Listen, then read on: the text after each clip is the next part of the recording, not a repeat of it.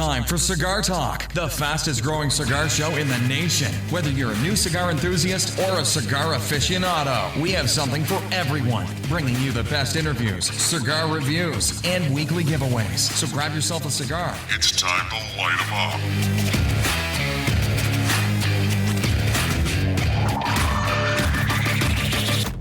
Welcome back, Cigar Talk. I'm your host, Rob Jones. We have co-host Bryant Falconer in the studio today with us. How you doing today, Bryant? Hey, man, I'm doing good, Awesome, man. We got a great show lined up for you guys. We have our top 6 cigars of the week. Yes. Then we're going to announce a new giveaway partner. We got a new giveaway partner. They'll be surprised. Yeah, I'm super excited. Yes. Can't wait to tell you guys about that. Then we have 2 special guests this week. We have Will Cooper from the Cigar Coop. The Cigar Coop. Dude, awesome yes, dude. Yes. I mean, talk about a pioneer in the cigar news industry. Dude, and do you know what kind of a record he has? The dude has produced cigar content something like 1.4 million days in a row. Dude, that's an encyclopedia. Okay. Maybe it's not 1.4 million, but it's I honestly don't remember, but it was like 2,800 days in a row. That's unbelievable. Amazing. And because when you said the 1.4 million, I was like, how old is he? Like right. 900? He's Methuselah.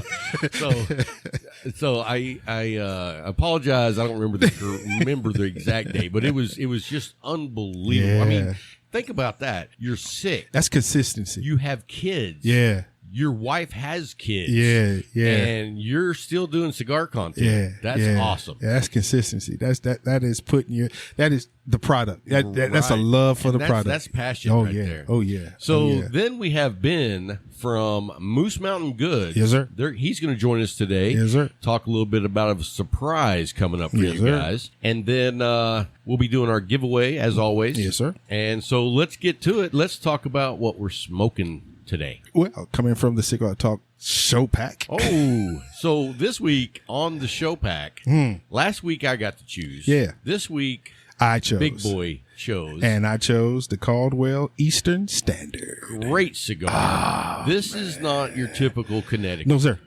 This is a pleasure. It is, yeah, it's a pleasure. It's a surprise. It's an enjoyment. You know, I cut it with my Deep V. Great draw.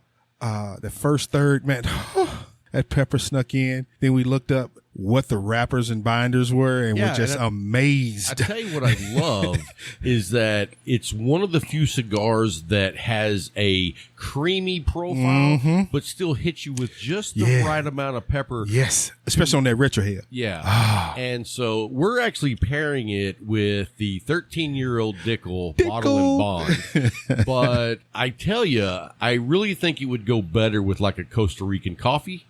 It's just... This Dickel is I didn't special. think about a Costa Rican. Oh, dude. Yeah, it's nice. So anyway, so you guys know the Eastern Standard from Caldwell is a Connecticut Shade Brazilian Mata Fina hybrid seed. So you get both the Connecticut and the Brazilian Mata Fina. And it's perfect. Yeah, it really is. And then you have the binder, which is a Habana Dominicano. And then you have the filler, which is Dominicano Criollo 98, Dominicano Corojo Ligero, and Nicaragua, can't talk today. I guess that's too much Dickel. The Nicaraguan Habano. Man, that is a flavor profile sandwich. This is a powerhouse, man. Yeah. It is. Well, I mean, it's not bold. No, it's just so much. It's the flavor. subtleties, it's that ride, as you say, that roller coaster ride. And when you retrohale and that pepper hits you, like, okay, that is perfect for what I'm amazed. Hey, let me ask you this: how was the draw? The draw was perfect for me. I mean, straight up, it had just enough tension that you felt it, but it was not loose. Right. It was just a great draw, and started my last third, and it's been perfect all the way through, man. I'm already on the last third. we know you. Well, while you've been over there taking pictures and being pretty, I've been smoking. So anyway, guys, that's the show pack. If you haven't joined up with us on the show pack, go by our website, click on the link there, and it's $35 a month. You'll get 4 cigars, and that does include the shipping. Yes. And so you'll be able to smoke what we're smoking. And I also started a Facebook group that's a private member only, and we'll send you an invitation. If you haven't logged in to our Facebook group, I sent out emails a couple of days ago. Make sure you join that. We've had a lot of good conversations in there already. Yes, we have. And so I'm looking forward to more. And you know what's funny, though, is some of the guys I talk to that are in the membership, I say, so what'd you think about the Aladino? And they're like, oh, it was great and blah, blah, blah. And then they go, oh, and I really love this one and I love that one and I love this one. I was like, hey, so you're not smoking them as we go. They smoked all 4 in the same day. So I'm like, hold up. Hey, if I can wait, then anybody can wait. Definitely. Anyway, I just thought it was funny. This dude can't wait for anything. Right. So patience is not a part of his repertoire. That is true. So anyway, guys, if you get the opportunity, go by, sign up for the show pack so you can smoke with us. Yes, sir. Get on Facebook with us or on our chat group. And then also, we do send out monthly stickers. I just ordered a new round of stickers with the new logo. And then on the 3rd month that you're a member, you will be getting a poker chip that we put out with our logo on it. And then after 12 months, consecutively, we're going to be putting out a Cigar Talk Challenge coin. And we've been talking to some designers, been talking with the guys who make those, and we're going to make something pretty badass. Anyway, guys, let's talk about McAuliffe for a minute. I don't know if any of you guys were able to jump on the live McAuliffe event that was held at the Leaf this week, but it was a badass event. And let me tell you, well, first of all, Al was on there, so that was a treat. 100%. Yeah, and one of the reasons Al was on there was because he announced the name of the to-be-named cigar that all of their ambassadors took part in naming. So if you haven't heard, the cigar that had no name has a name. And it has a moniker. Tell them what it is. It's the McAuliffe A. Boom. A. Just A. Yeah, and I have heard great description of the cigar band, and I smoked one the other night on the show, dude. I forgot how good that stick is because I've been on the medallia so much. Yes, sir. I got a couple of the first batch, so they still have that old stick wrapper on it. Right. So I'm holding those. And when the new ones come out, I'm going to take a couple of those and put them with them, and they're just going to sit. You're going to, like, frame them? No, they're going to be framed in that humidor. There's going to be, you have those, well, you may not, but you have those that are special time cigars. And to have the first batch of the no name, that's going to be something. Special. That's going to be something, man. Yeah. And I have a couple in my humidor. For real? Yeah. How? Not the new ones. I'm talking about the first batch. Yeah. That's what I'm talking about. How? I got them. Oh, my goodness. Hey, I'm feeling good.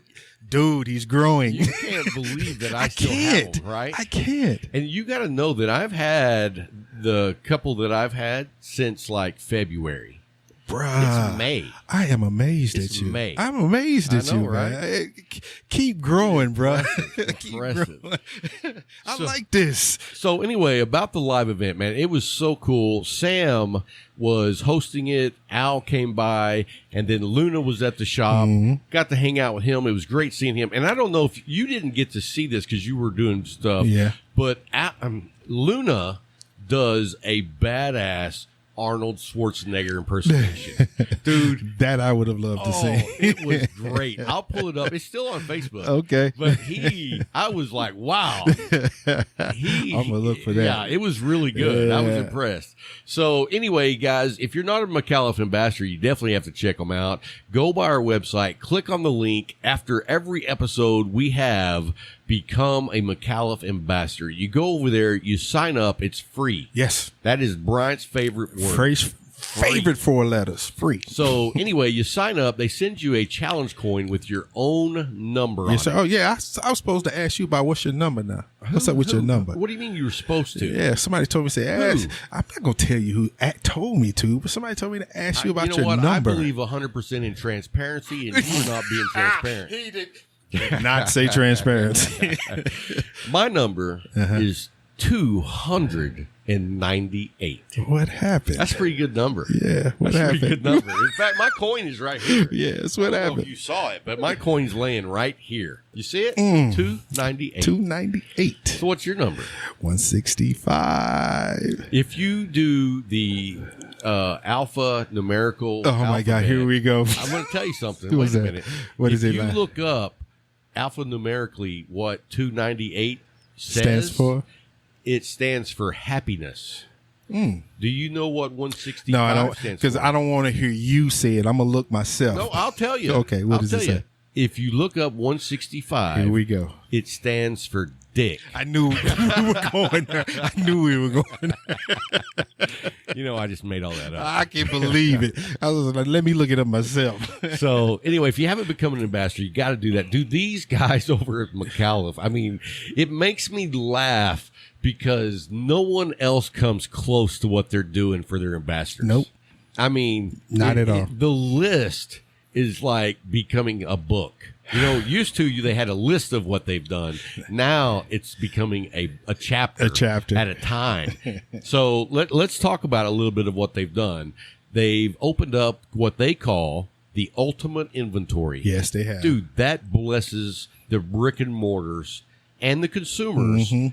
I mean, Immensely. It's unbelievable because now a cigar shop, especially in these times with the COVID, Yes, sir. what a blessing it is that they put a program together that they can help the brick and mortars it gives and them the consumers that want to buy a product that maybe is not on the shelf, but they can get it shipped to them. through there, and it's an opportunity to continue blessing, as we say, all of their stockholders, Absolutely. all their stockholders. Absolutely.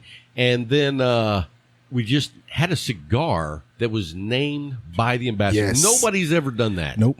And you know what? I would Nobody's ever thought to do that. Right. And that's what I love about McAuliffe is they're doing all these things that no one's ever thought of. Yeah. So they're knocking a home run. You should definitely check them out. You know, one of my go-to cigars is The Medallion. The Medallion. Oh, what a great I smoke. bet you don't have any of those in there. I do. Oh my God. Not for long. Not for NFL, long. not for long. So anyway, guys, go by, check them out. We're huge fans. And let's get to our weekly top 6 Yes, sir. cigars of the week. Who's going first? I'm going to let you go first. Okay. I had a nice little list because I did a lot of traveling, so I wanted some sticks that I could actually travel with. Hold up. What do you mean you've been doing a lot of traveling? I had some things I had to do with my wife. Oh, So okay. Cool. It was traveling for her. Oh, You know, Well, we're riding around. If you're picking up sticks, it sounds like you're traveling for you. No, yeah, I need something to help me while we're traveling. Ah, gotcha. You know, traveling Now around. let me ask you this: when she's in the truck with you, can you smoke? Yeah, she allows me to Nice. smoke. Nah, my wife does And too. I love it because it's my truck. Yeah, but still, and I you're understand. in the cabin. Yeah, and it's the respect part of it because she doesn't like the smoking, but in that she understands. You crack the window. Yeah, no, I let the window down. I let it. I crack No, it. I make sure that there's nothing staying in the cabin for. But there's certain smokes like the number one on my list, which is the Macanudo M Series coffee. Yeah. She loved the smell of that. She was like, Really? "That smells good. What is that?" I said, "Well, it's Macanudo." I said, "It's coffee. It has coffee." She said, "I can smell it. That smells." She said, "Now that smells good." I was like, "Okay, I won with this one. Yeah, I really no won kidding. with this Wow. one." But it was good because, it was an opportunity for me to give me a stick while I was on the road. We were on the road for a couple of hours because she had to do some things. We're traveling and you're traveling with your masks and Right. Lysol wipes because we get out the truck. We take a wipe with us to touch everything with the gloves. But it was just making sure that we're safe and we're making sure that other people are safe because we're not going to pass anything off, even though I know we don't have anything. But it was an opportunity. And my number 2 was the Punch Diablo. Oh, I haven't had that in forever, man. I have not smoked that cigar probably in a year. Reintroduce yourself to it. Okay. Reintroduce yourself to it. That's still a I'm good stick. hoping if we get done in time for the show, I'm going to run down to the Leaf and pick up a handful. Okay. Pick up one of those and reintroduce yourself. I'm going to pick one of those up. And my third was one of my go-tos, the Hiram Solomon Grand Architect. Okay, cool, man. I was actually sitting at home in the backyard smoking that, and it was that perfect day. That was like in the 70s. I got up under a shade tree. Now, that must have been like yesterday or the day before. It was actually That was Thursday. Okay. It was actually Thursday. Dude, it's been windy. Yeah, but I love the wind. Oh. I don't. Well, now, you're in the right place. But Wednesday, man, it was like I thought I was in Chicago. I thought I was in Chicago again. I was like, goodness, Dude, man. I hate the wind. Yeah, because what was that? I hate the wind.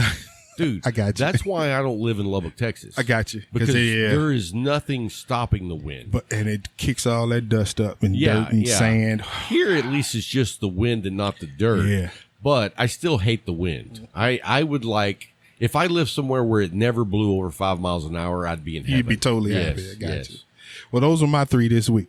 And I had an enjoyable week. So sounds like it. So my 3 for this week is I'm going to start out with the New World Cameroon. That's a great stick.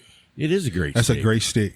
And I tell you what, when I had it, I had some E.H. Taylor, and those two were a magical pairing. Yeah, that's a good pairing. Yeah, it really was. That Cameroon just melded so nice with the E.H. Taylor. Yes. And then my number 2 this week was the Viva La Vida Jester. Dude. I remember when you gave me one of those. So, and speaking of that, tell everybody what I gifted you when you got here. Hey, baby, he blessed me. You know, I have not even smoked one of those yet. But he blessed me with a Viva La Vida Club 500 box. 6 by what? 6 by 60. 6 by Look what? how pretty that is, man. This is a perfect stick. That is nice. I'm looking at it as veiny, dark. Man. Do me a favor. What's that? Don't ever say a cigar looks veiny again. Please. I have a reference. All right. I'm leaving that alone. Yeah, let's leave that alone. So, my number 1 this week. Used to, I wouldn't be able to tell you what this cigar is that was my number 1. Okay, why is that? But now I can tell you what it is. You can tell me? Because my number 1 this week is the McAuliffe A. Oh, yeah, because it didn't have a name. That's right. I got you. Yeah. So, anyway, those are my 3 for the week. I loved all 3 of those. It was great smoking them. And so, later on in the show, Ben came over and we did the interview. And I actually gifted him a Viva La Vida. And so, cool. Yeah, let me tell you this, though. So, he shows up. I've never met him in person. So, he shows up. He's got coffee in hand. So, I'm already happy to see the guy. Sir. He's got coffee. But he's got this little cigar travel case. Okay. And I'm thinking, okay, dude brought a cigar. I'm not, and me, I'm going to be polite. Yes, I'm not going to knock him when I Mm-hmm. see what he has inside the case. Okay, so what was in there? He slides open this case, and you know what it is? It's a Monte Cristo Espada. I love that dude. I love that dude. So when he came in, I said, let me get you a real cigar. No, you did. Yes, he had a real cigar. He had a real cigar. I did tell him this. I said, there's a long history here with me and Monte Cristo, and it's not pretty. But I will say this. I said, that cigar you brought, my co-host, he would love to Yes, smoke sir. that cigar. Yes, sir. Yes. So anyway, he brought a good stick. Gotcha. But I wanted to give him something he had never smoked before. And that's when you blessed him with smoked the Viva La Vida, and he loved it. Good. So anyway, it was great. Guys, we have Will Cooper coming up next from the Cigar Coop. So we'll be right back after the break. Don't go anywhere.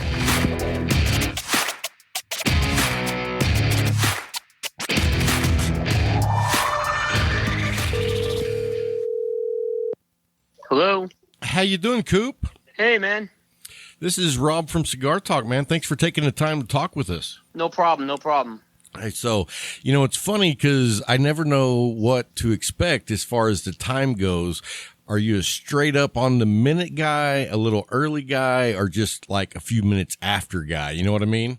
Yeah, no problem at all. And you hit me up early, and I was like, that's the kind of guy Coop is. And I know that because you have like this crazy record going of how many days or weeks you've done content. I heard some crazy number like 2,800 days. It's over 2,800. Yeah.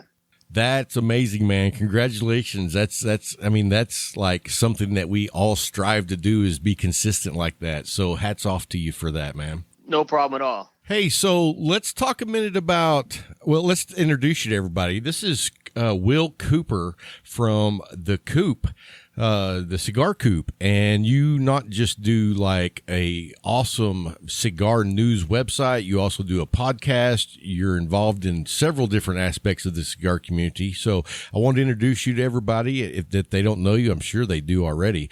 But thanks for coming on the show and taking a minute with us. Rob, a pleasure to do it, and looking forward to this great deal. Oh, well, awesome, man.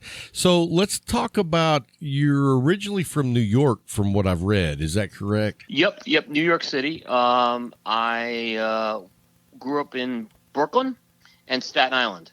Okay, So, wow. Yeah, and if you look at the 5 boroughs, those are 2 of the 5 boroughs. Okay, awesome. So how did you end up in, I believe, North Carolina? Yeah, that was it was Charlotte, North Carolina, and that was about 12 years ago. Okay. So it was in 2008 when I moved my family. We actually were living, by that point, we were living in New Jersey, and there was an opportunity that came across for my day job, and Charlotte was a pretty attractive place to go to, and it still is. So we picked ourselves up, and in the summer of 2008, we ended up in the Charlotte, North Carolina area. Wow, that's a pretty big move. I mean, you're leaving your culture that you know and love in New York and going to North Carolina. Was that a big shock?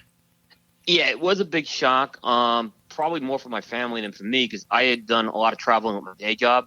So it was wasn't being traveling. You're a little more immune to it, I guess is the best way to put it.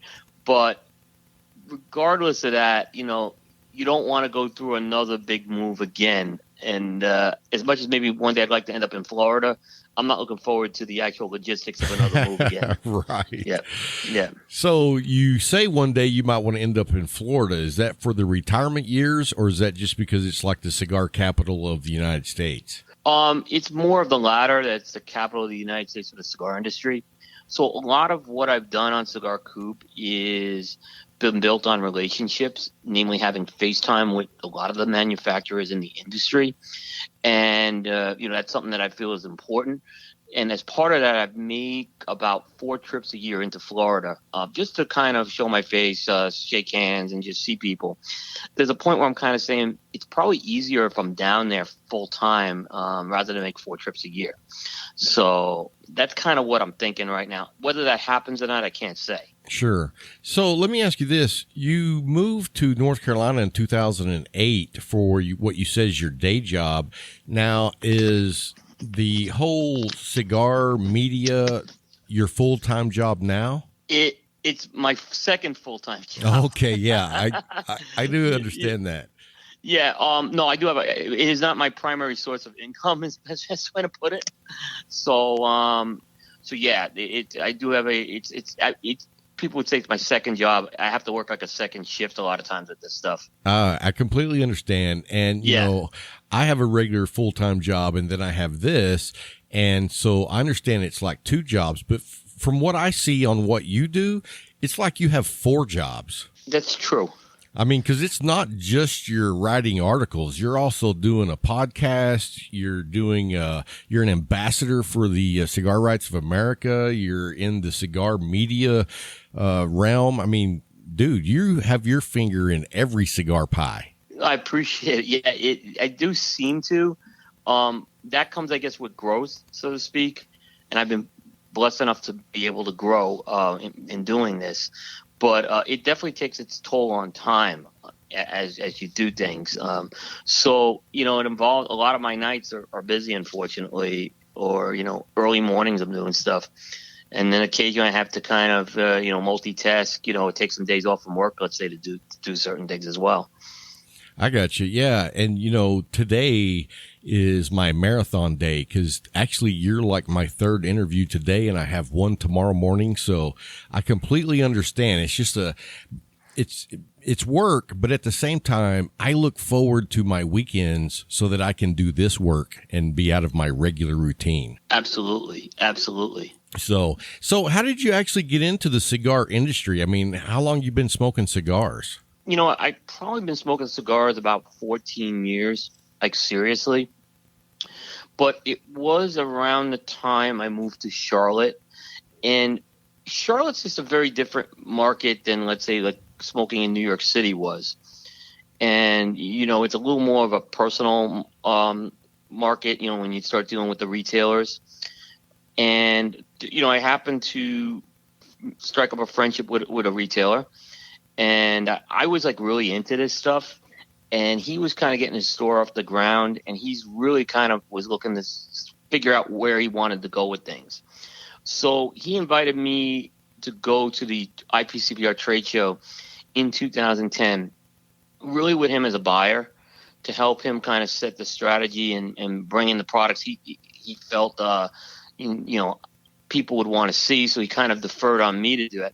So my first trade show was actually as a retailer, so to speak, where I was kind of involved in that end of the business. And what happened was, coming out of that, like when you go to the IPCR trade show, it's like walking into what I call cigar Disneyland when you see those booths.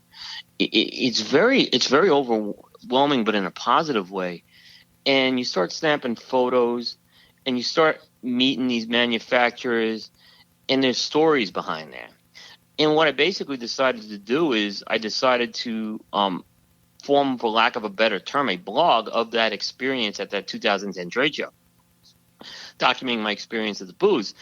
And what I discovered at the time, cigar media was still very much in its infancy. You didn't have to do a lot to get noticed, right? So even like Cigar Coop 2010, which was awful, like the writing was terrible, the photos were terrible. People were actually paying attention to it. And then I started getting asked to do things such as reviews, and eventually this, what was going to be a temporary project to document the 2010 trade show, kind of took off after that. Wow. And then that's when I started putting a lot of improvements, saying, how can I make this better along the way? So that's really what happened. It was kind of, I didn't expect to go into a media route coming out of that trade show. It just happened.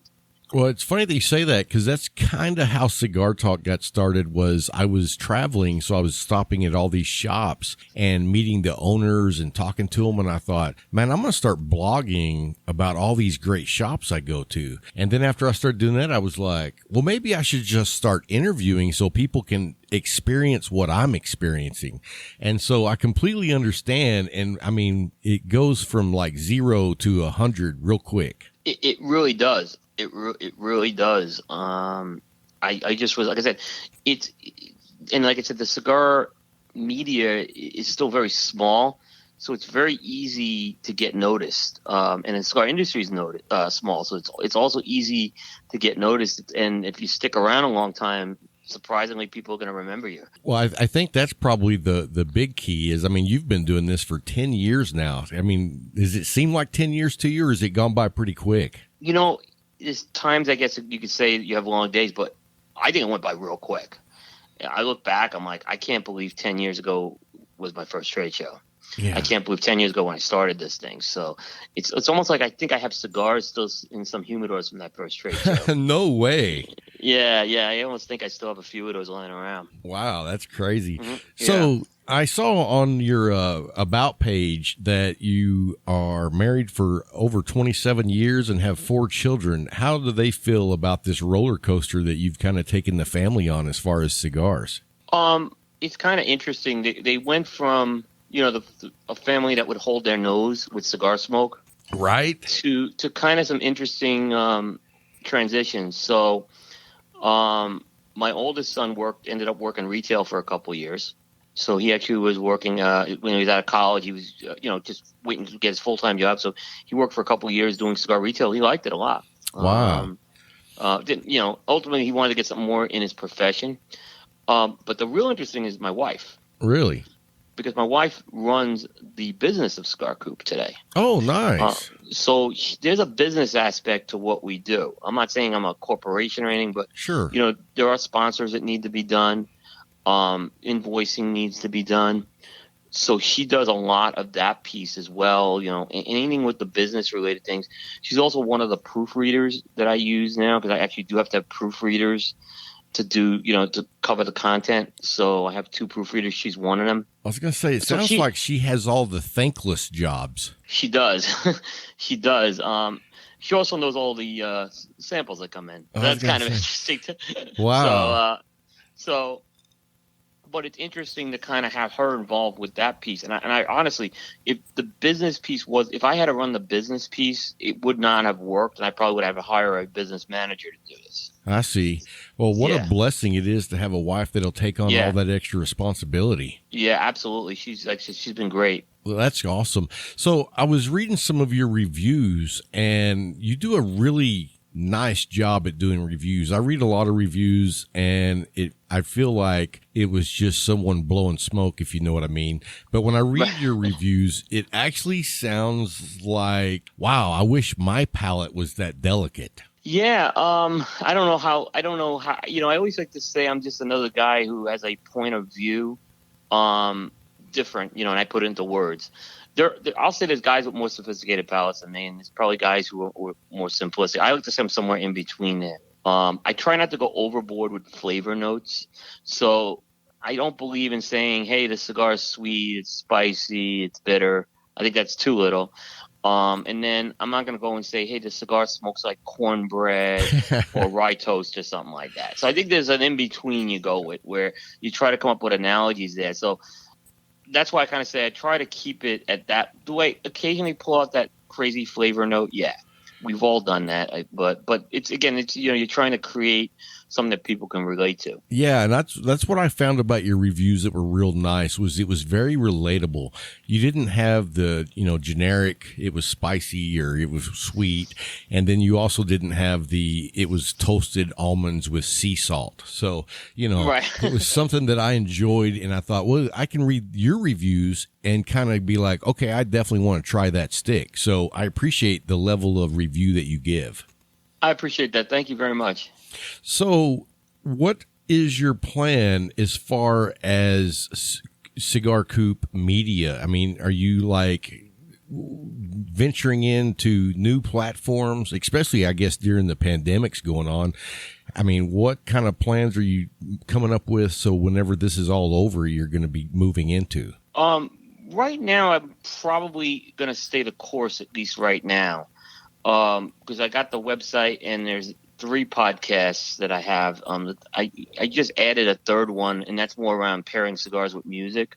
Oh, wow. So, yeah, and it's called Primetime Jukebox. Nice. So, yeah, and that was actually a podcast that was founded in Australia by a guy named Dave Burke. It was called Cigar Jukebox.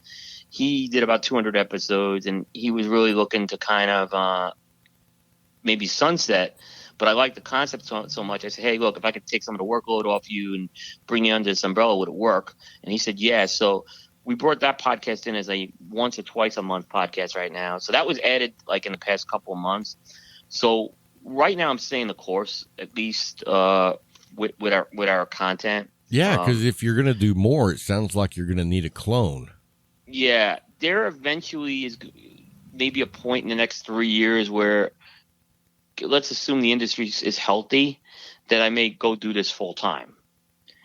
And that would, so that would probably help increase the scope of what I can do at that point. Sure. Well, yeah. I'll tell you what, I love the music thing. And we actually used to do a monthly, one show a month that we would say, this is the kind of music we like to listen to while we smoke a cigar or just hang out. So I love that concept. I'm going to be checking that out for sure.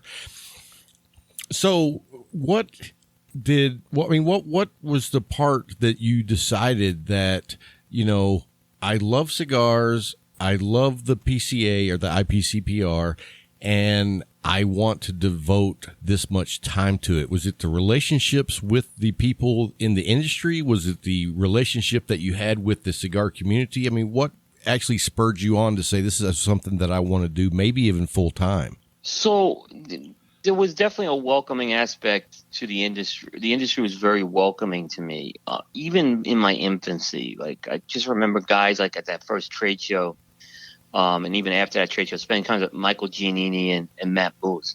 They didn't know who I was, right? But they gave me a lot of time, and they were appreciative for anything I was covering, which was really mind blowing. Because even back then, Matt was even starting out. He was very popular, and Michael Giannini had already established himself. So when you get guys like that who are just kind of giving you a vote of confidence, that's something I'm thinking, well, maybe I am doing something right there.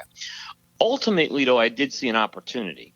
And the opportunity was, I think at the time, cigar media was still trying to find itself. And a lot of people it was a little bit of the Wild West. I think people were putting content out there, but I was finding a lot of the content out there was not correct. And it was just a lot of unvalidated content. I think that still happens. I think it still happens too. And if you talk to Charlie Minato from Half Wheel, he'll say the same thing. And I think we were thinking along the same lines, that there was an opportunity here where you can go beyond, let's say, a cigar aficionado and start getting this information out there in an accurate manner. And that's the type of personality I have, is, I'm very accurate what I want to do. And I'm like, well, someone can do this, right? And yeah, I like cigars. The community's welcoming to me. And I'm kind of passionate about the media piece, which you got to have a passion for what we do, Rob, to do what we do. If you're not interested in the media aspect, this thing gets old real quick. Yeah, absolutely. Yeah.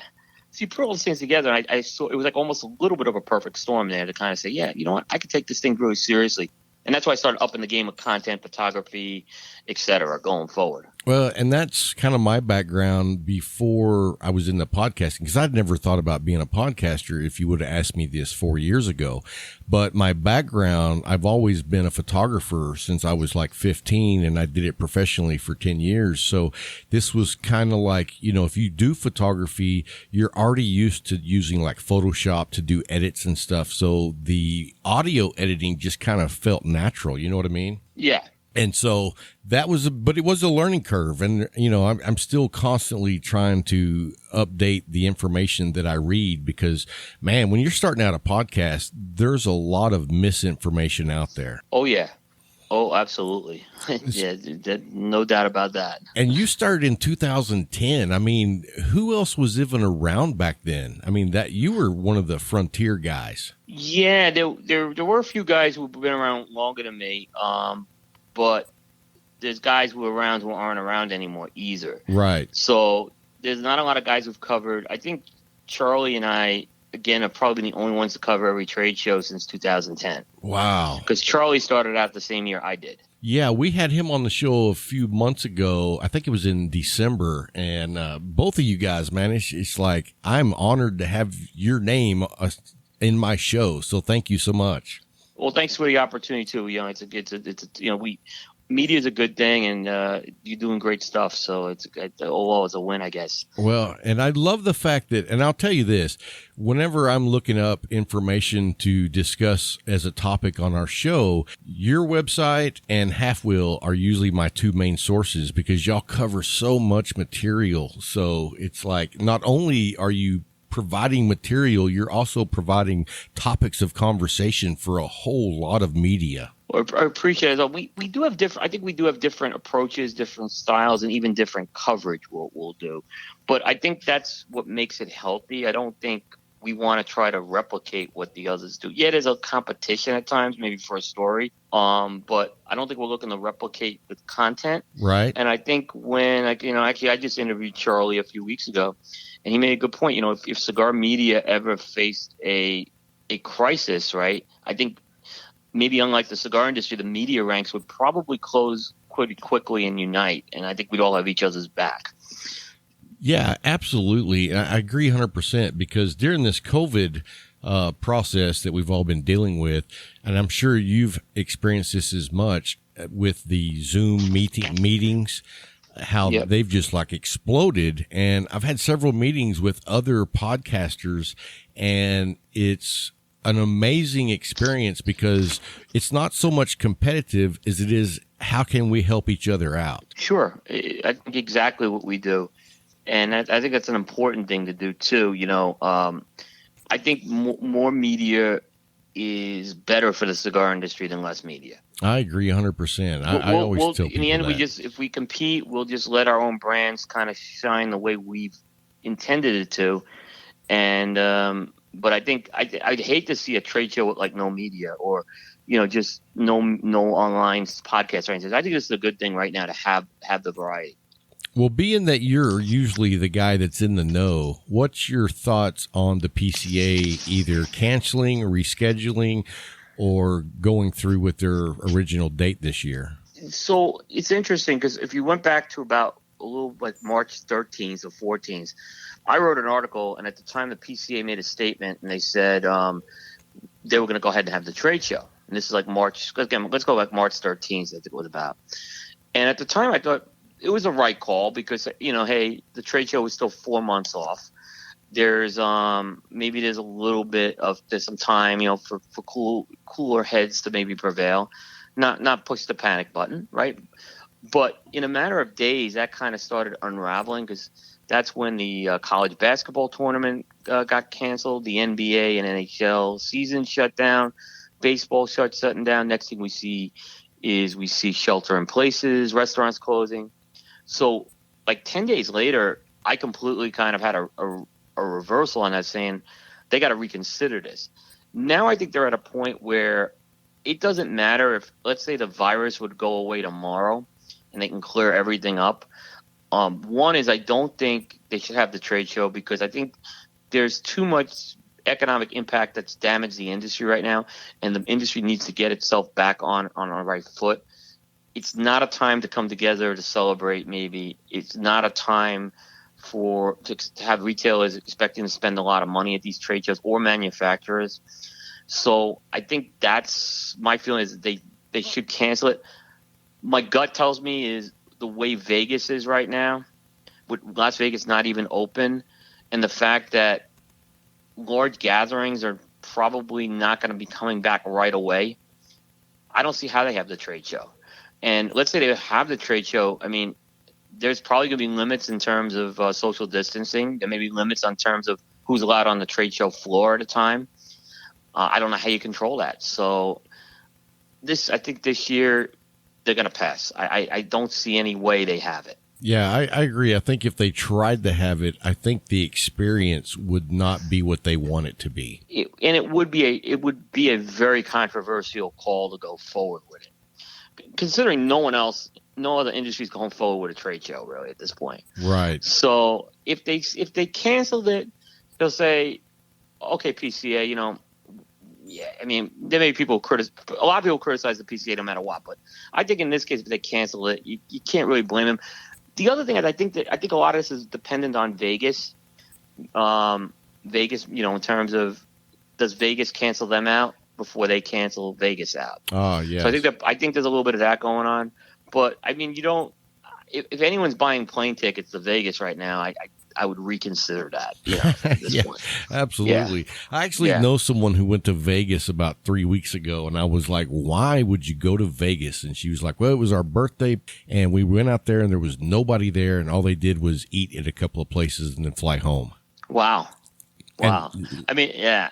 I agree. Look, the trade show is very important. It's not only it's important to business of what I do, but it's also, like you said, going back, this is our industry's Super Bowl. This is everyone under one roof one time of the year. I enjoy that. I would hate to see that aspect gone, but I think in these circumstances, that's, I think, what's going to happen. Yeah. So, hey, I wanted to shift gears here. I saw also that you have a goal. Your goal says to smoke a cigar in each of the 50 states. So I have to ask you, how many states have you smoked in so far? 34. 34. Wow. 34, yeah. That's pretty amazing. So where's your next state that you haven't been to yet? Have you been to Texas? I've been to Texas. Yeah. All right. Just checking. Yeah, it's interesting. I guess some of the states that I have to go to are kind of those upper Midwest states that are left right now. And then there's like in the East, there's like 2 states east of the Mississippi I haven't been to, which is Vermont and Michigan. Oh, wow. So yeah, at some point I would say I want to get up into the upper Midwest, whether it's Montana, Idaho, and kind of maybe Wyoming, something like that. I could see just my nature of wanting to go visit those places. So they could probably be next. Alaska actually is also one I haven't been to. Yeah, I'd love to smoke a stick up there.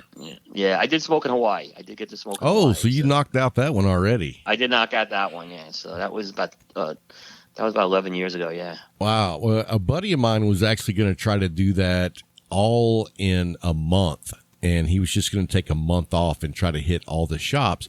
But what was interesting was there was a few states where you could not smoke in the cigar lounge. So you could go to a cigar lounge, but you couldn't smoke there. Yeah, no, it's true. There's some even cities that are like that too. Even within the state, they have rules like that. Oh, wow.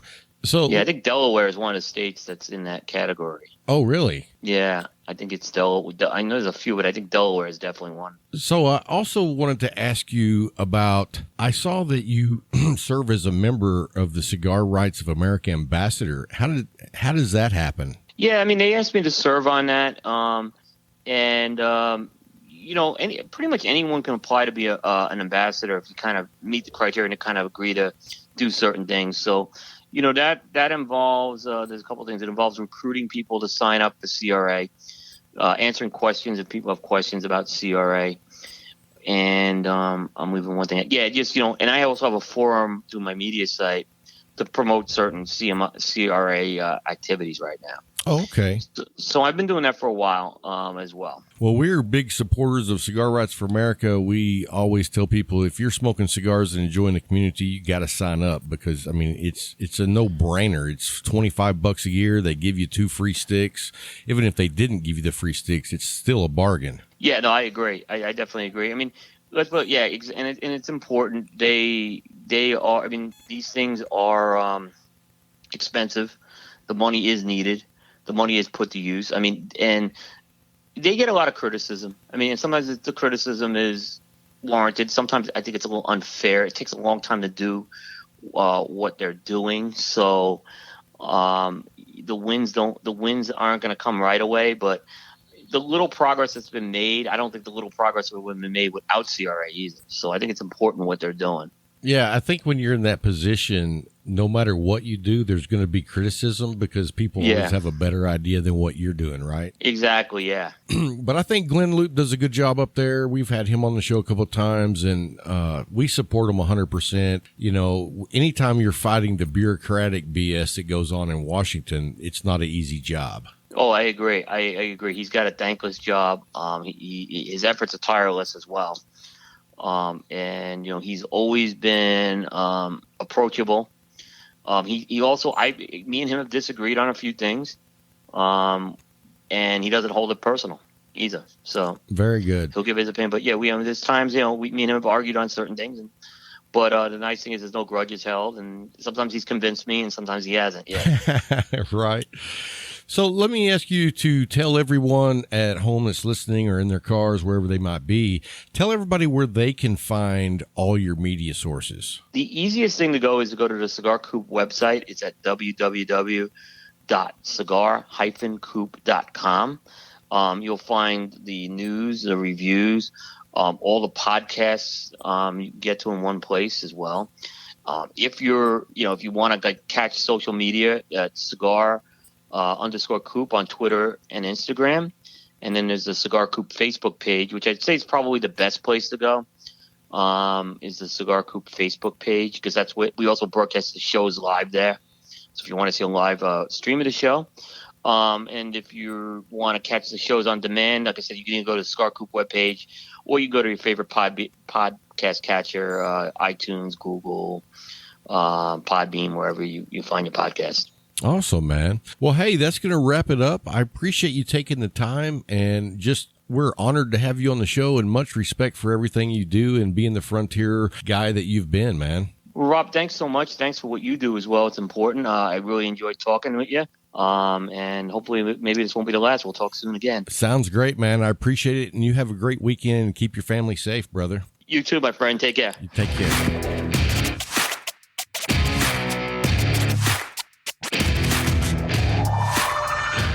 Hey guys, hope you enjoyed that interview with Mr. Cooper.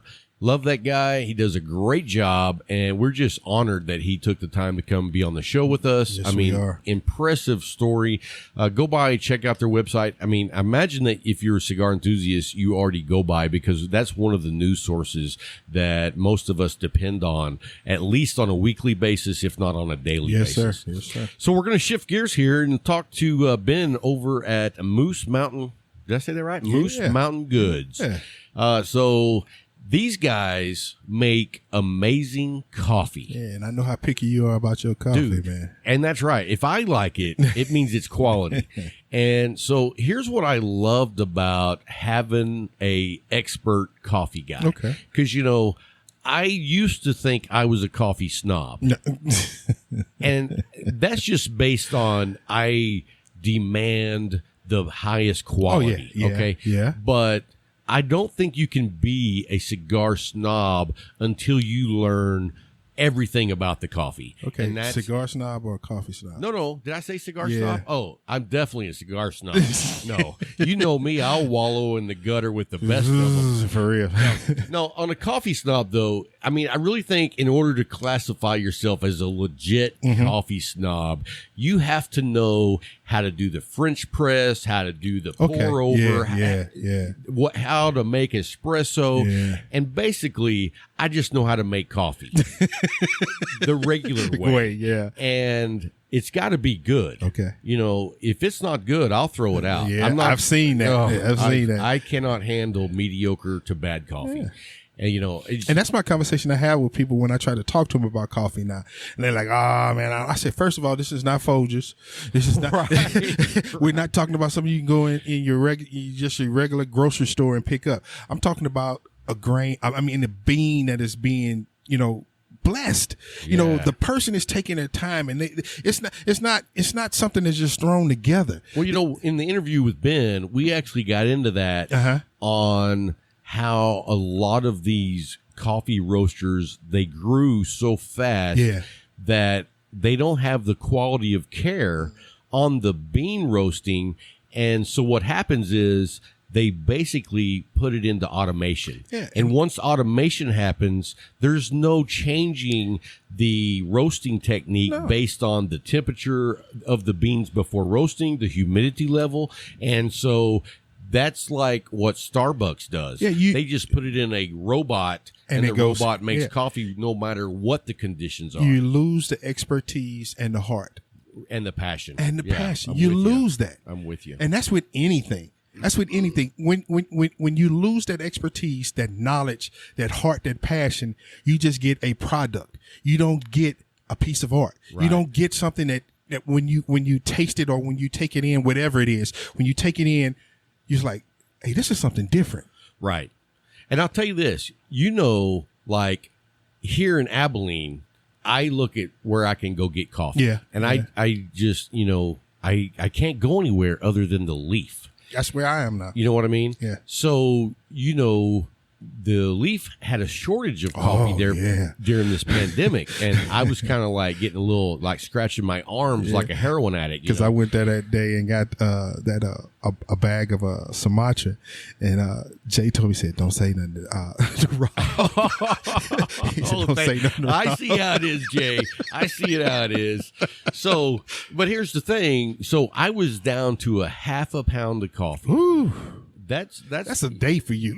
Dude, almost. No, a half a pound, that's a day and a half. So my wife said the shed is carrying this new coffee, Moose Mountain Goods. And so I was like, hey, well, let's check it out because I'm, getting a little desperate. I'll try anything. Once. And Yeah. And so anyway, we picked it up and it was actually Costa Rican. Ooh. So, that's one of my near and dear. That pinged you. Yeah. So we picked that up and I was blown away. Okay. And so I was like, well, where is this Moose Mountain Goods coffee from? And it's from Abilene. Yes, I'm telling and I was like, oh, hell yeah. I got to get them on the show. Yeah. Because when I find good coffee, I'm excited. And then it's home. Oh, and then it's home. Yeah. Yeah, bruh. Yeah, bruh. And so, what I want to do? I want to go watch them roast coffee. Yeah. I want to see how it's done. That's just how I am. Me too. It's knowing, I'm an information whore. Yeah. Well, I mean, here's the thing. I'm never going to roast coffee. No. But I would love to see someone's craft. Because I'm an information whore. I want to see how you do it. Right. Because then I want to appreciate it even more. Yeah, because when seeing I'm you drinking do my coffee now, it's kind of like maybe next year, if this whole pandemic thing's over, we want to go down to Nicaragua or Honduras, and but at least with the coffee, we can do that right here. Right here. So we're definitely going to check that out. But anyway, guys, that's a long story about how we got our next guest on the show, but we're super happy to have him. So we got Ben from Moose Mountain Goods coming up next. Don't go anywhere. We'll be right back.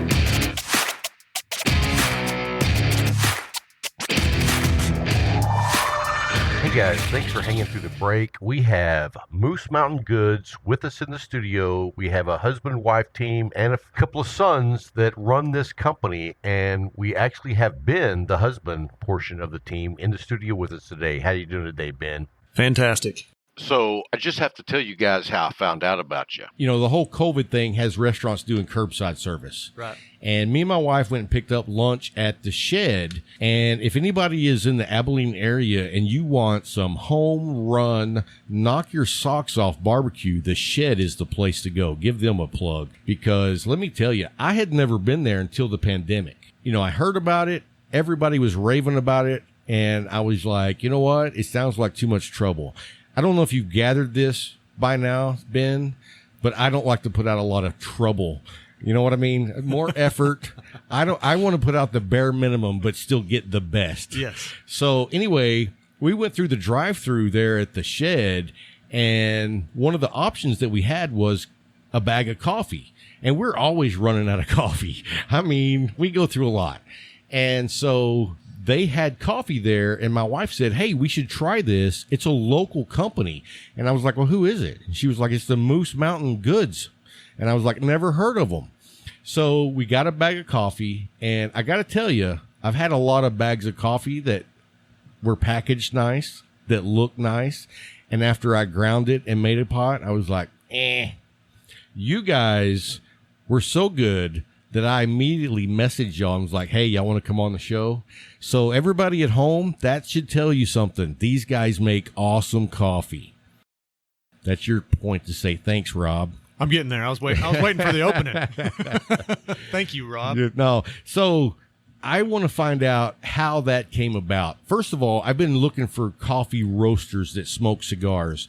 And Ben here smokes cigars. So that was another, check off list that I wanted to go through because I can find a coffee maker. In fact, I actually reached out to some coffee makers from the West Coast, and they ignored me because it was about cigars. And I was like, you guys anti-cigars? And they were like, no, but nobody here smokes. And it was just kind of like, you could tell they thought I was seedy. You know what I mean? Yeah, it's not cleared by the EPA there, I don't think. Right. Well, yeah, they were in from California anyway. And we have a lot of good friends in California, and we feel for them all the time because they live in California. Right. So but it's by choice, I'm sure. Yes and no. Yes and no. Some of them, actually, we have a good friend, San Diego Jack, that moved out here, spent a year, and then had to move back because of family medical problems with some in-laws. And so they had to move back to get closer. So we miss those guys. We talk to them all the time, but they were great to have here locally while we had them. So I want to get into the story of how you guys got into roasting coffee. I wish I had a really, really good story about it, but I don't. Yes, you do. But I can tell you when it all started somewhat. But I'm just like everybody else where I started drinking coffee, and my earliest memory of it was drinking coffee with my dad at the table. In the morning, my mom got up at who knows what time before the chickens did. And so I remember getting up for school in the morning, and it'd be 6:30 or so, and they were always up, and he had coffee on the table. And so he did what he called churched it up and put sweet and low and milk in it. Now, I know you don't do that. Oh, no. Okay. That's what I call training wheels now. Right. I call that sin. Yeah. I'm sure that's like flavored cigars in it. Oh, yes. That's nailed it. Yes, exactly. So from there, obviously, to fast forward a whole lot, whenever I met my wife, I was in high school and had a track that I was actually going to go to culinary school in Denver, Colorado. Oh, wow. And so just liked the arts of cooking and enjoyed it a lot. But then I met her. She's from Abilene. I followed her to ACU. She put her hooks in you and you were done. So game over there. But obviously, in college, coffee is a huge part of any college student's life, and so that's where I started drinking a whole lot of coffee, and I just get into the things that I'm putting into my body, I guess, and so I looked into it more and just started really getting fascinated with, okay, so there's different origins that this thing comes from, and they actually taste different because of the ground that they're grown in and the area that they're grown in and elevations, and it just... And it goes so well with cigars, too. I mean, and that's why you get both. And that's why I understand, and I have by no means I'm going to say that I'm understanding cigars probably as much as you do. We're going to get you there. We're going to get you there. Well, I hope so.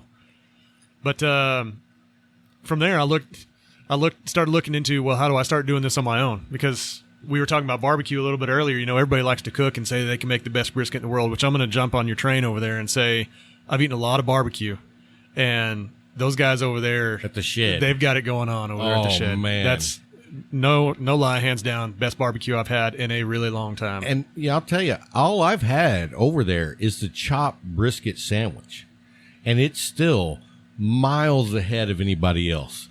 And I mean, it doesn't take a lot to make a chopped beef sandwich, right? But when you are at that level, if you can tell the difference on a chopped beef sandwich, you're doing something right.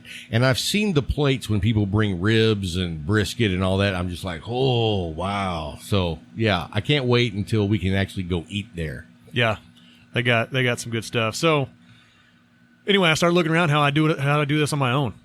And coffee roasters are not easy to come by, number one, and they're not a cheap piece of equipment. So, see, I don't even know what a coffee roaster is. So tell us what a coffee roaster is. Is it big?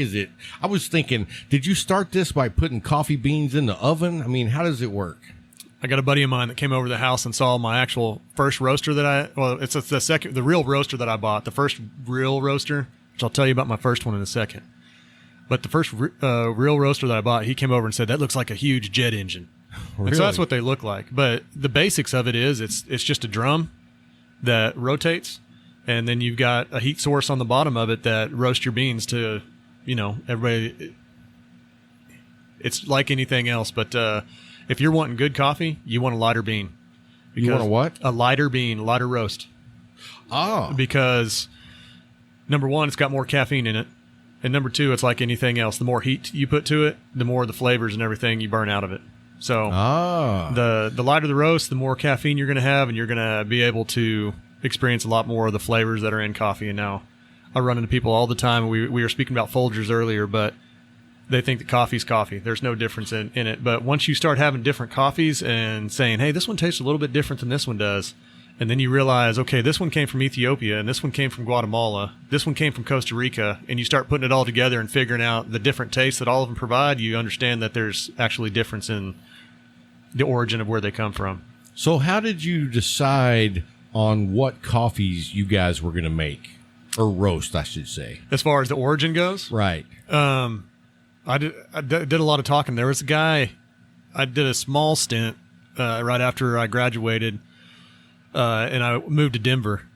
And there was a guy at the church I attended there in Denver that roasted coffee, and that was how he liked to give to the church, and that was his ministry, was roasting coffee for the church, provided for the church. So wow, I sat and talked to him for a while. And by the way, I mean, if there's ever coffee drinkers out there, I mean, those church-going folk, if they're without coffee on Sunday mornings, it's a whole different atmosphere. Right. Everyone's going to hell. Yeah. Because of the thoughts that are going through their head without their coffee, right? Right.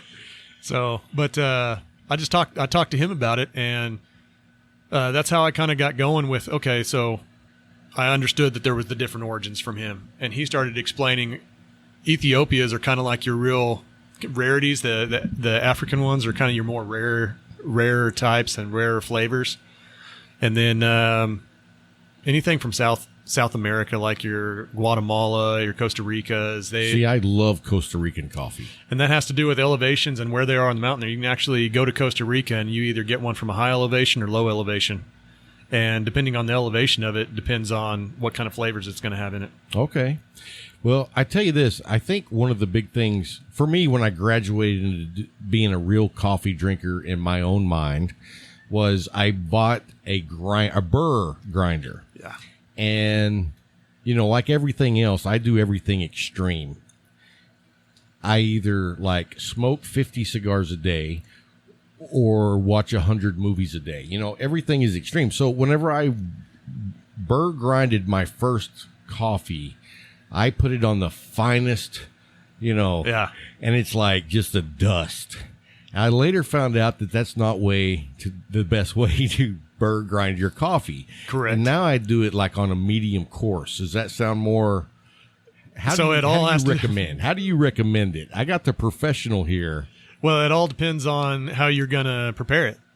If you're using it through a drip machine, like your regular coffee machine, like a bun, then you're going to want to have just a medium kind of coarse ground coffee. Okay, my coffee pot is one of the cone filter systems. Okay. And it has a shower head that like showers down on it. So yours is basically a pour over. Yes. And so you want a more on the coarser side, because most of the time your coarser settings have 3 different settings, and you want that's where I'm at. I'm like closer to the coarse. I was all the way to the fine. Yeah. And then I came back close to the middle, and now I'm a little bit closer. I'm more towards the middle, towards the coarse. Yeah.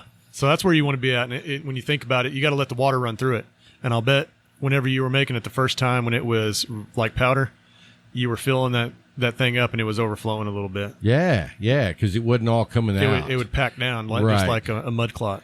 And so why would you want to grind your coffee super fine? Is that for espresso? Okay. So now espresso's put pressure behind it.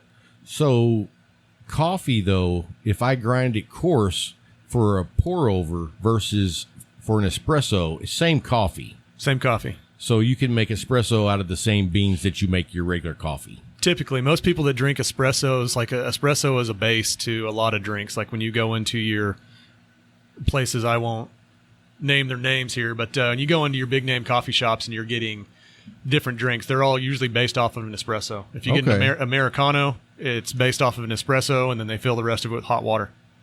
If you get a latte that's based off an espresso, they fill it with steamed milk. So it's a lot stouter of a coffee. Yeah, when it comes out that way. I've had espresso, but I don't want anything other than just the little shot of it. You know what I mean? Espresso also is a blend, actually, of different origins that are put together. And so that's something that we actually don't have an espresso yet, because that's something I'm trying to, it's usually fine-tuned, as they like to say. So it's something that I'm working on, because I want to You're doing mad scientist work now. I guess. It's with measuring cups and figuring out which one I like the best, right? Hey, well, if you ever need someone to test that for you, now you know someone who's always willing to test stuff. This goes both ways. All right. Hey, okay. I like it. We're in. Well, so you got this first regular roaster not your first one, but your second roaster. How long was it before you decided to buy, I assume, the big professional man roaster? I will discuss my original roaster, because poor people got poor ways, right? Right. Hey. So I started looking at how much roasters cost, and I'm like, I'm out on this because they were too expensive. So just ballpark it. What's a regular roaster run? To get one that'll roast a pound of coffee is going to run you about $500 for a pound. For a pound of coffee, and now I have a 2.5 kilo, so that's 5 pounds of coffee. And if you were to go to the dealer and buy that brand new, it's going to run you about $7,000. What, $7,000? And there's ones that, now this is just eye candy and shopping, right? Like right. Everybody gets on eBay and looks around, but if you look at some of the bigger ones that are producing mass amounts of coffee, say they want to do 120 pounds at once, or they're called 60 kilo. They all do it off kilos, but you do like a 60 kilo, they're going to run you 75 to $100,000. Wow. And so they're not cheap. Well, I would think that in order to roast that much coffee, that quantity, it would have to be a pretty amazing machine to be able to roast it evenly. Right. They're like cars. Like, people get them. There's some that you look, and I'll drop some names, but Probat seems to be like the industry standard. That's what everybody wants if you're getting a roaster, and that's what all the big names use.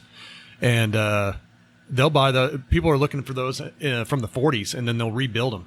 Really? Because they last forever. And so when you put money into them like that, then they do last forever. You learn how to be the mechanic of your own So how engine, cool right? looking are they, the ones from the 40s? They haven't really changed that much, Really? to tell you the truth. I mean, there's a lot of the electronics, the computer systems and stuff they put into them that have obviously changed, but some of those still are running off of pulleys and stuff. See, because I love any kind of business or industry or, a manufacturer that uses the old school ways. So it sounds like coffee pretty much has stayed the old school way, but they've improved over the years just because technology come available, but it's still the same type of machine. Yes. And they came over from Italy is where it all came from. Oh, wow. To buy a roaster is it's a little bit tough because now there's some U.S. Distributors for them and some U.S. makers of them, but they're pretty few and far between. There's probably 2 or 3 that you could really trust to get the stuff from. So when you're dealing with one, you've also got to undertake, say Probat, if I have to fix it, then I've got to learn how to speak a different language to order parts for it. You know what I mean? So Yeah.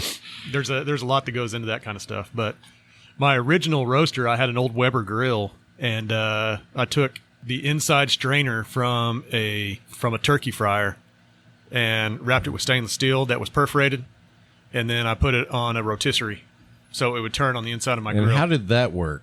Well, it was awesome at first, right? I mean, you're doing it on your own. So, but then I realized You were just impressed with yourself. I was impressed with myself. Yes. Is what it was. I mean, nobody would have drank it really, but it by no means, it's not what it is today. But from there, we bought the one I told you that was the 1 pound roaster, and just to get to know how to do it a little bit better on something that was actually built to roast coffee.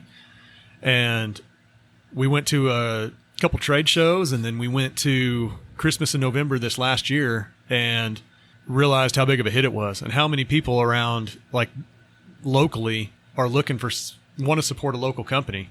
But we want to support local. I'm gonna jump on that right quick. Yeah.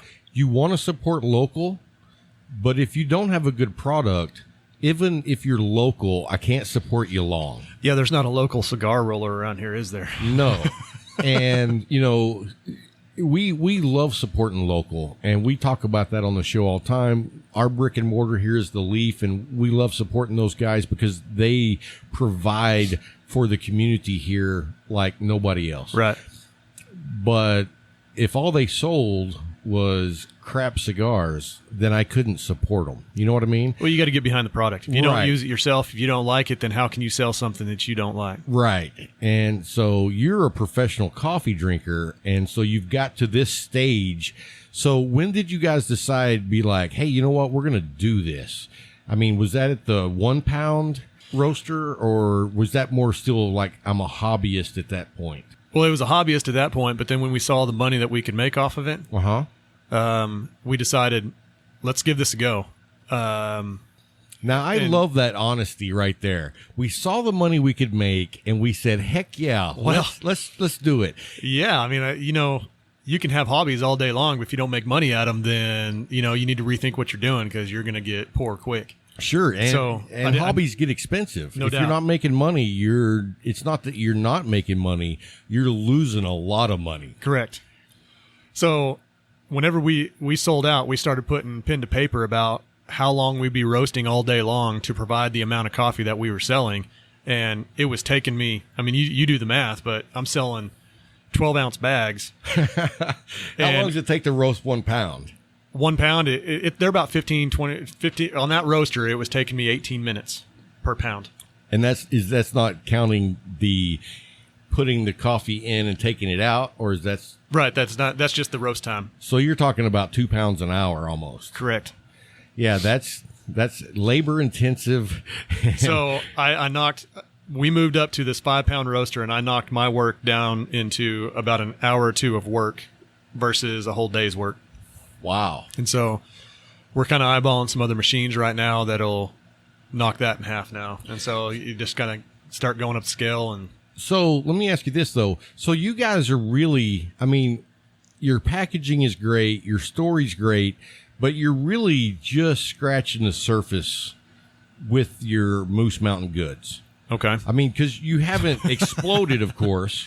Right. But what I mean is, you guys are a breakout company right now getting off the ground floor. Right. I mean, you've graduated from the 1 pound roaster to the 5 pound roaster. and you're getting great feedback. You're selling out of the coffee that you have, but the sky's the limit on what you can do. Right. And so we've built businesses before in the past that have worked for us. We have 2 boys at home, and we homeschool the both of them, which we were discussing the jokes between this. But yeah, you have those weird kids. We do have the weird kids. But the opportunity that we do have with this is we get to do business 101 with them. And I love that. And just so everybody knows, I homeschooled too, so I can say that. I don't want people to call me like, oh, Rob's being mean to the homeschoolers. Yeah. So with the world that I live in and the schedule that I keep, and my wife's a photographer and the schedule that she has, it lended a lot of time for us to be traveling with her job, but also take it on the road. And instead of taking kids out of school, we thought, well, let's just take them with us and try this homeschooling thing.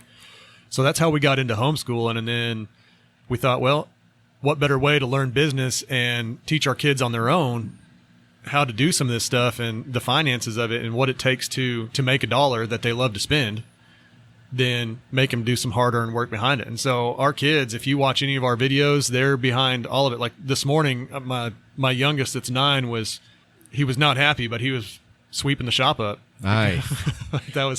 That was what his job was this morning. But they help label every bag that you see, and they help bag every bag that you see. Teaching a great work ethic is so valuable these days. I don't ever get too much into my actual career, but man, I got a lot of good guys with a lot of great work ethic. Mm-hmm.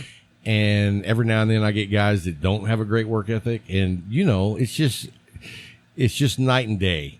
And so to have that opportunity to work with your kids one-on-one, and they're along for the ride. I hate to even say ride, because they're actually working with you. So they're helping build this company with you. Right. And I mean, what you're teaching them outside of even schoolwork is irreplaceable. In between my wife and I mean, you get excited when you start throwing ideas around and brainstorming about it, right? But when you throw 2 other kids in there, and I call them kids just because they're my offspring. I mean, that's how I always refer to them. But when they're young like men, 30, they're the still young your adults, kids. Right? But these guys' minds, they throw things at me sometimes that I'm like, where did you didn't learn that from me, because that's way too educated. That's beyond me. But whenever they get excited about it and start throwing out ideas to a business plan, saying, well, we should try this. And the other day, he's 14, but he started using the word scaling to me. Well, when we start scaling our business. Wow. I didn't learn that word until I paid for it in college. Right. And I don't know where he must have been talking to his uncle or something. I don't know, but he didn't learn that from me. Well, that's awesome, because I mean, that's what every blossoming business is looking at, is how to scale the business. If you can't scale the business, then you better get real used to the budget that you're on. Right. And when you start scaling, then not only are you creating a business that is going to be good for the family, but you're also scaling, which is also going to start helping other people, because your product becomes income for other families. Right. Whether it be they work for you or you're supplying product that other families are selling. So, I mean, hats off to your kid, man. Well, yeah, thanks. I appreciate it. Yeah, and that's kind of what it's started. And we dream big. Now, can you give your boys names on the show? Yeah, my oldest, his name's Jackson, and my youngest is Lincoln. I was going to say, because had nothing to do with money, or the presidents, by the way. I mean, no way. Yeah, no way. You're a movie buff, right? Yeah. Yeah. Well, I mean, I'm a very narrow niche movie buff. Okay. So I just saw you had a show the other day that had to deal with the title had to do with movies, discussing movies. Yeah. Yeah. We talked about our favorite movies, but so Jackson and Lincoln. I'm not going to talk about Jackson's name because it would embarrass him. He doesn't like it when I talk about it. Oh, wow. But Lincoln, his dad has a man crush, and it happens to be on Sylvester Stallone. Oh, wow. And we watch his movies nonstop. Now, do you follow him on Instagram? No, I don't. I really don't get on Instagram all that much, if I'm being 100% honest with you. That's cool. Don't, that's cool. Don't go judging me because I don't know what he is now. I just tell you this, though. He's Rocky Balboa in my head. Right? So he has a really cool Instagram. If anybody's a fan of his, you should follow him on Instagram, because he actually does like live videos with him and his family, just hanging out and doing stuff. And it's like, he's a regular guy. Yeah. He has this image in the movies or when he's, being interviewed. But when he's just with his family, I mean, his girls were making fun of him, Yeah. He's just a regular dad. So that's where, what movie is that from that?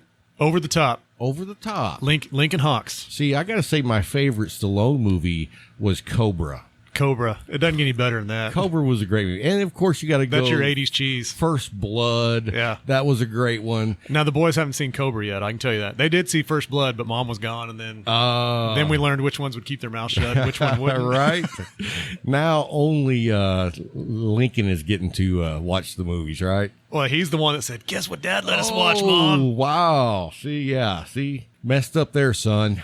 Yeah, I can't say that I have very traditional parenting habits, but I didn't get the book whenever I had them, so. Yeah, well, me and my wife are a very extreme. I'm one way, she's one way, but the great thing about that is they kind of get the best of both worlds. It's the yin and yang. Exactly. It works out. Exactly. So let's talk about the actual coffee now. Tell us about the coffee line. Okay, so we've started out everything single origin right now, and actually today we just started with a blend that we packaged at the house, and I'm bringing you one. It's not in there, but I'm going to bring you one. But you're going to be the first one to ever try one of our blends. Oh, nice. His wife is... She's over here trying to tell me what to say. I don't know if anybody else's wife is like that, but... No, nobody else's wife does that. I can say it because she's sitting right here. But all that say... You know what? I get in trouble on the show because I'm always telling people what my wife said. She's like, quit telling people what I say. And then I always tell her after... But if she said it, it can't be wrong, right? Right. So she just quit telling people what I say. So you're making a blend. Right. How is that... is that hard to do? Is that different? I mean, single origin, I'm assuming that means the coffee all comes from, say, Costa Rica, Guatemala, or whatever. Right. So that's how we have 5 of those right now, and one of those is an organic. Which one's organic? It's actually, where is that organic from?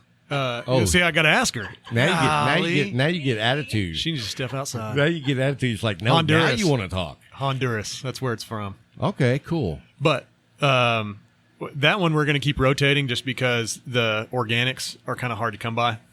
So they're always changing different origins, and so we've named it the bean. Oh, okay. And so, but it's going to be kind of ever changing as far as just keeping it organic. I got you. And then we have all the different single origins that we've named.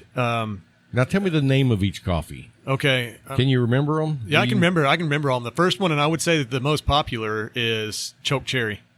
And see, I haven't tried that one yet, and me and my wife were discussing that because she had heard of that before. My father-in-law, it's funny to listen to people in Texas try to pronounce it because they say like Chocachu, or they want to say it's some kind of Indian name or something. But I grew up in northern New Mexico, and there was a canyon right behind my house, and it was called Choke Cherry Canyon. And so, oh, cool. The name came from that. It was just kind of my playground growing up, and so a lot of these names have something to do with a different portions of my life. I got you. So there's another one that's called Silverton, and that's in New Mexico too. That's in also, Ethiopian. That's in Colorado. That's okay. Ever heard of the Durango Silverton train? I've been skiing in Durango. So there's a train. There's the I think maybe the only coal running train now in the United States. But there's a train you can take. It's a big tourist site, but it goes from Durango to Silverton, Colorado. Oh, nice. Up to the peak of the mountain, and it's really cool. But a lot of good memories in Silverton, and so we named that one Silverton. I have one that's called Frontline. Oh, that's the one with the actual locomotive on the bag. Right. Yeah, I saw that. Great artwork. So then we have one that's called Frontline, and I'm a firefighter. Is what I do every day. That's your regular job. That's my regular job. That's right. Nice. Well, putting out fires, saving lives. Yeah. So we named it Frontline, and that one was originally taken up to the station and chosen by my crew as far as the roast and everything they liked, and so that's how that one came to be. So the guys at the firehouse that you're stationed at, are they drinking your coffee every day? They don't want to leave my station because, as you said earlier, the Folgers is provided. That's awesome, man. So, and you guys have a crazy schedule. So, I mean, y'all work 24 hours straight. Right. I work 24/48. It's what it's called right now. Okay. And so I work 24 on, 48 off. Well, I'm going to throw this in the mix here because, as we said last week, we were going to have you guys on the show last week, but you guys actually got the COVID-19. Yeah, we got the Rona. So I was reading an article. It's like 41 or 42 firefighters in Abilene came down with the corona. Yes, and I'm hesitant to tell you what a number is at this point because it grew from there, and I don't know that we reached 50, but we were between 40 and 50 in the number. So where I'm going with this, I assume that a lot of guys had to change up their 24-48 schedule to cover for all the guys that were out. Yeah, and we have a lot of administrative jobs as well, and so they were able to move some people around to fulfill the positions needed to work the front line while guys were out, and so. No doubt, it takes a big hit, and it's these are extenuating circumstances. Obviously, nobody can really. Luckily, our administration's able to plan for these things and has some of these things in mind, like what are we going to do in these disaster times. And so, by no means was the workforce taken away from the city or anything like that during that time. But good. I can say that everybody's glad that everybody's starting to trickle back into work too. I bet. Because it takes some of the stress off the other guys because they're working overtime. So where we normally work 24, 48, some guys are working 48 hours off 24, and then they're going back to work too. So wow. So they're probably liking the overtime though. Yeah. I mean, come on. Overtime's not bad. Yeah. My brother works for UPS, and he loves overtime. Yeah. Until it gets to Saturday, and then he doesn't want any overtime, but he gets it anyway. When you spend too much time at a fire station, then you're ready to go home. How do people actually buy your coffee? I mean, do you guys have a website? Do you guys sell out of other retail shops? Do you have your own shop? Tell me the logistics of, like, if I want to buy the Moose Mountain Goods coffee, how do I get it? We do have a website. We like to push everybody to the website. It's moosemountaingoods.com. Okay, just so everybody knows, on this episode, if you look down below in our footnotes, we'll have a link to their coffee site. But go ahead, Ben. And we do have a program that's called Moose Nation, and so it's a monthly subscription, and you'll get your coffee shipped to your house however you want it. If you want a pound, you want 12 ounces. If you want 2 pounds, however you decide that you want it ordered, you'll have it shipped to your house that way that month. And so we'll continue on that, and it's on a monthly subscription. And so cool. A lot of people are doing that just because, honestly, it's kind of mindless. You get on there, you find a coffee you like, and then just know that it's going to be there. And then you're never out of coffee. Correct. Especially during this time, it's been great. Yeah. Because the people not wanting to get out and go shopping and stuff. I mean, I wish that we had the ability to do a little bit more in the grocery realm, but at least we can provide coffee for everybody, and it can be delivered to your doorstep. Yeah, that's awesome. So who handles all the packaging and shipping? Her and the boys do a lot of that. Awesome. Now my oldest, my 14-year-old, is over my shoulder all the time, and we're going through roasting, and he's learning how to roast with me, and so nice. It's something that he's really enjoying too. And so he's learning how to do that. I'm sure number 2 is going to be following those footsteps also. It's just he gets distracted. So it really is a full family business. Yeah. I mean, everybody has a role. Everybody's doing a little bit of something. And I assume that everybody's getting cross-trained. So if someone's out of service, that person could step in. And right. Yes. All hands on deck. A little army thing going on. Awesome. But as far as stores go, the Shed carries it. Fox Coffee's got some. And Mad Coffee carries it. Oh, nice. And I just went Circle T Outfitters. I don't know who that is. They're over on Buffalo Gap, right down the strip from the Shed. Oh, okay. And they're just kind of I refer to them as man stores. They're just like a little man store. So you go in there, and they actually has a bar in the back of it. And I don't know. It's a pretty cool store that he's got going on over there, though. Okay, cool. He carries it in there, too. So that's really cool that your whole family is playing a role. My next question is, what do you guys have planned long term as far as the Moose Mountain Goods? To take over the world. Nice. One coffee bean at a time. One coffee bean at a time. Currently, we are out of our house. Okay. So we got a long ways to go. Right. No, but our overall goal is we want to open a shop, and we want to call it the Roastery. And the Roastery will be a place that is not necessarily going to be really covered with frou-frou coffee and yay, all the names that you can't pronounce, or it takes you 5 minutes to pronounce what it is that you want. I'm very much in on black coffee. I don't judge those that put cream and sugar in theirs, but there will be cream and sugar if you so desire. Let me tell you this. My brothers live in Lubbock, so I go up there to visit on occasion, and I found a coffee house that makes fantastic coffee. And I want to say it's JR's, but I'm not sure. It could be JB. It's 2 letters. That's all I know. But anyway, I go in there, and it's right in the heart of Texas Tech area. And when you go in there, I mean, every yuppie or hipster, whatever you want to call it, it's in there getting coffee. And you're standing in this long line. I'm not kidding you. The line is probably 20 minutes before you get to the front. Wow. And they have this huge board on the wall with like 100 different things that you can do with your coffee. Right. And I'm pretty sure that I'm the only person in there that's like, I just need black coffee. And they're like, oh, okay. So I want to bring, there's a couple different phases, whatever you want to call to it. I want to bring what you talked about a little bit earlier. Like, I want everybody to have the experience of coffee. I want them to know that it's not just Folgers, and that there's a whole lot more to the coffee that you're buying, so that when you come, you can actually experience, okay, what's a pour over? What is a press? Or how do I do this? I think that's awesome. The other day, we were kind of experimenting a little bit, and one of the things that we've been doing while we've been quarantining at the house is I have a fire pit in the backyard. And so we just did everything over the fire pit. And so we boiled the water, and then we did a pour over and everything. And it's just, I'm a rough guy, and so I like the rougher way of making coffee. I got a secret tip for you. What's that? And you may already know this, but when you're doing the coffee pot over the campfire, and you just put the grounds in the the water, right? Do you know how to get all the coffee grounds to settle on the bottom like really quick? How's that? You pour like a half a cup of ice cold water in it, and all the coffee grounds immediately sink to the bottom. Educated right there. That come from an old cowboy who did that out on the trails. That's awesome. Yeah. So I've never done it, so I can't verify that, but that's what I learned watching YouTube. So we were boiling the water on it, and then we were doing pour overs off of it is what we ended up doing. I see. Well, I think that would be great because, as you probably know by going into cigar shops, when you're first going into a cigar shop, you're very intimidated because you don't know what you're doing.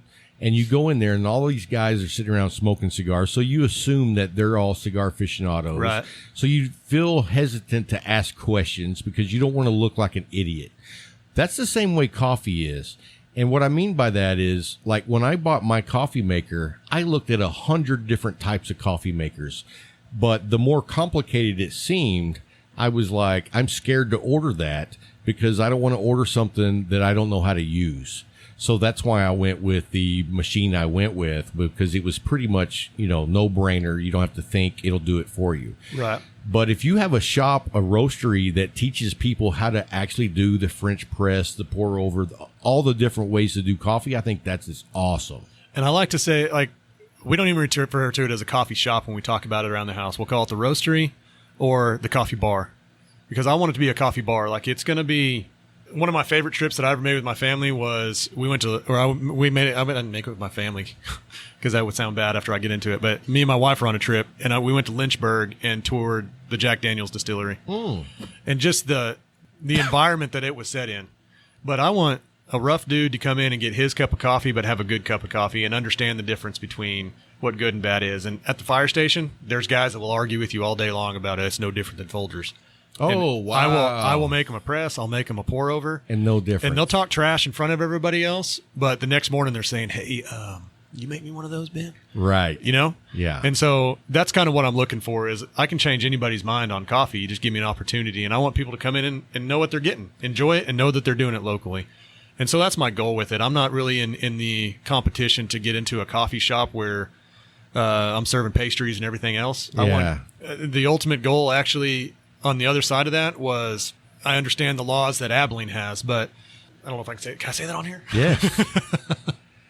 But I know that you can't smoke inside of an establishment unless the majority of their sales comes from tobacco, right? Right. And so I want to figure out the way to get my coffee bar but to where maybe there's a shop here and a shop here, and then they have a back area that are together that you can go out with your cigar and enjoy a cup of coffee that you have, and you're having the top grade of both, right? That's awesome. That's what my ultimate goal would be. And I just want I want it to be a guy's place to come where they don't feel like they have to what wear tight jeans to come in there. Yeah, no skinny jeans. No skinny jeans, please. So what you're talking about sounds amazing. And if you take it one step further, if we could have, let's have a whole block. Let's do a coffee roaster house. Let's do a cigar shop, and next door a brewery, and next door a distillery. So I'm thinking when women go shopping on the weekends that they drop their husband off here and come back and get me. Right. Or that kind of place. They drop you off on Friday, pick you up on Sunday. Yes. That's we'll have a bunker or something. Yeah. So before we go, I also wanted to say, I know Ben's not real big on Instagram, but you guys do have an Instagram page. Yes. What's the Instagram page, Lindsay? Moose Mountain Goods. If you go by my page, you'll see that I'm always commenting on their stuff and tagging them. And so make sure you go by and check them out on Instagram. We'll have a link down below for the website, and that's moosemountaingoods.com. Yes.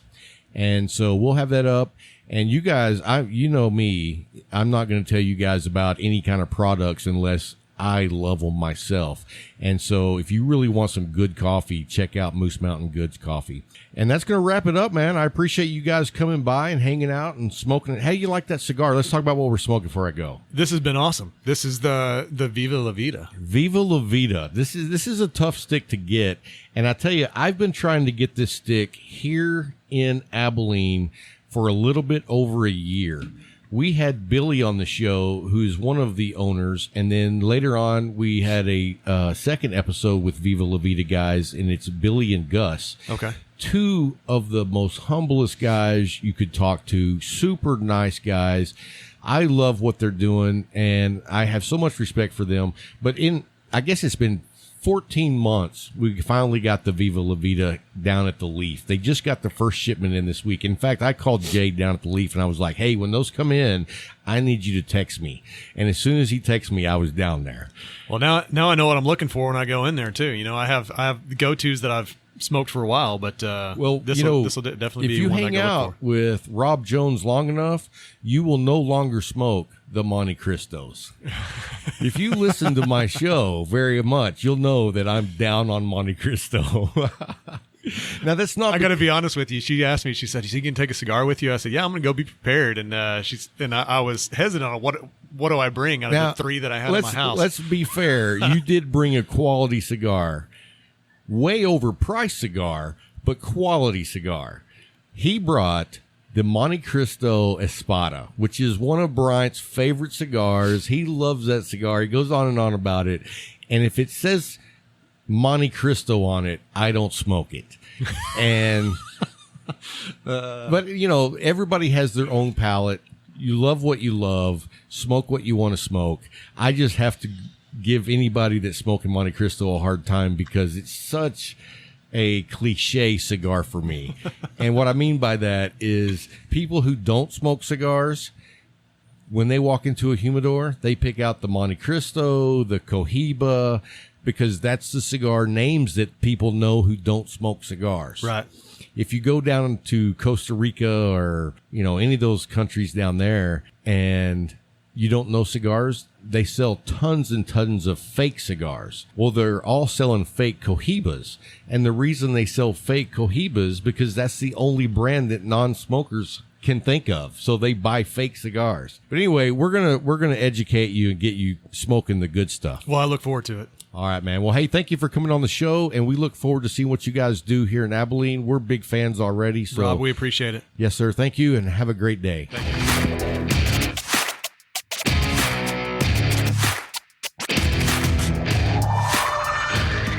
Hey guys, hope you enjoyed that interview. Great story behind Moose Mountain Goods. We're so thankful, and let's talk just a minute about what Ben was talking about on that espresso. Yeah, you know, that's not a single origin type coffee. Nope.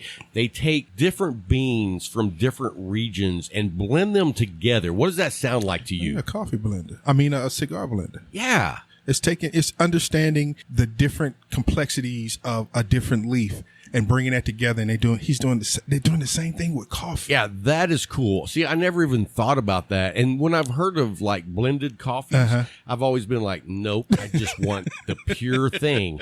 But that was my ignorance. Yeah. I didn't realize that these guys are like, a craft where they're blending these coffees together to come up with these unique palate flavors, just like a cigar. Yeah, and you have families that are just like the cigar families. Yeah. That's what they do. Right. They're about their coffee. And dude, how about this family starting this roasting company? Yes. Not only is it a husband and wife team, but both of their boys that's Bought 9 into it. and 14 Bought into that it. are doing all this together. I just That's think a true it's great- family business. Yeah. And that's how those cigar families, those tycoons, that's how they built their brand. Right. It was about the family, getting them to understand, giving them the knowledge and understanding and the passion, passing that passion on to Right. them. So it continued down the line where you get the Hernandezes and families like that and The Arturo Fuentes and where it's just a passion for the entire family. You got the great grandchildren that say, okay, yeah, I got the same fight, I got the same bite, I got the same heart that my great grandfather had when he started this. Right. That's what you pass on, and that's what I want to do with my kids. Whatever it is, I want them to be able to say, okay, my daddy gave me this, and then my grandfather gave my daddy this, and gave my mother this, and that's family, Right. And that's what it's about, man. That's what it's about. So Hats off. Hey, hats off. Hey, so thank you guys over at Moose Mountain Goods, but we have a big announcement. Yes. Because guess who is sponsoring our weekly giveaway? Dun, da, da, da. Moose Mountain Goods. Hey. You guys are going to have the opportunity to win coffee from Moose Mountain Goods. Now, let me just tell you, premium coffee. And you can either get the ground or the bean. Yes. So we'll figure that out once you're the winner. Yes. We'll just say, hey, you let me know which one you prefer. And they're going to ship you that coffee straight to your doorstep. Yes. And I'm telling you right now, you're going to love the coffee. You're gonna have a happy mailman too. Right. So like, my truck smells good today. So also below this episode, you will have a link for Moose Mountain Goods. And if you go by there, you can see all their different coffees. You make an order. They give us a special code, Cigar 15. Yes. And that will get you 15% off your order plus free 2-day shipping. Now, is that uppercase, lowercase? I don't know if it matters. Okay. But the one that they sent to me was all uppercase. All uppercase with the number 15. Correct? Right. That's Cigar 15. There you go. And so that'll get you 15% off plus 2-day free shipping. man. That's a great deal. You heard those 4 letters, free shipping. Free. So Free. anyway, oh shoot, man. I haven't even looked up to see who gets the free let's coffee see. this week. Let's find out. Wow. Spin that. You know what I want to do? And Talk about it. I don't know if that would be. I was going to say, no, we couldn't do that. I was getting a little ahead of myself because you said spin the wheel. And I was like, that would be cool. But do you know how many names we would have to put on a wheel? Bruh. So that's not going to work. So let's see. This week's winner for the Moose Mountain Goods coffee is Jason Kirk. KIRK? KIRK. Cool. And in order to know that you're the winner, in case there's more than one Jason Kirk, there must be a number 12 in your entire email address. Okay. So, Jason, congratulations. Yeah. Here's how you have to claim your prize. You have until next Sunday, 6 p.m. Central, to send us an email. And all you have to put in the subject line is Cigar Talk Winner. Yes.